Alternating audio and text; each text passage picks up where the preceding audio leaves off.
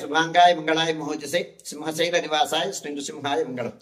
శ్రీ శ్రీ శ్రీ వరాహలక్ష్మీ నృసింహస్వామి వారి సన్నిధానంలో వైశాఖ శుద్ధ విధియ మంగళవారం కృత్తిక నక్షత్రం ఏప్రిల్ 29వ తారీఖు యథావిధిగా 4 గంటల నుంచి 4:30 గంటల వరకు సుప్రభాతం, 4:30 గంటల నుంచి 6:30 గంటల వరకు ప్రాతరారాధనం.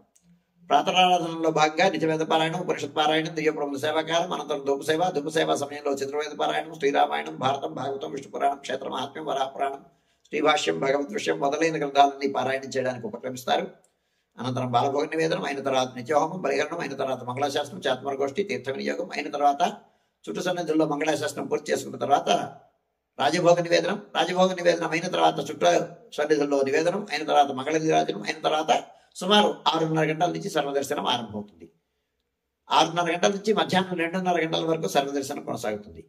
మధ్యాహ్నం 2:30 గంటల నుంచి 3 గంటల వరకు మధ్యాహ్న విరామం. ఈ సమయంలో భక్తుల యొక్క దర్శనం నిలుపుదల చేయడం జరుగుతుంది. మధ్యాహ్నం 3 గంటల నుంచి సాయంకాలం 6 గంటల వరకు సర్వదర్శనం కొనసాగుతుంది.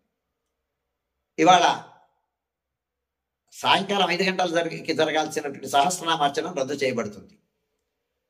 6 గంటలకి దర్శనం నిలుపుదల చేసి డిప్యూటీ సలాం, దీపారాధనం అయిన తర్వాత విశ్వసేనారాధనం, పుణ్యావాచనం, మూర్తికళావాహనం జరుగుతుంది. అయిన తర్వాత రాత్రి ఆరాధనం ధూపాంతమైన తర్వాత భగవద్ రామానుజుల తిరునక్షత్రం సేవాకాలం, దివ్యప్రబంధ సేవాకాలం ఆరంభమవుతుంది.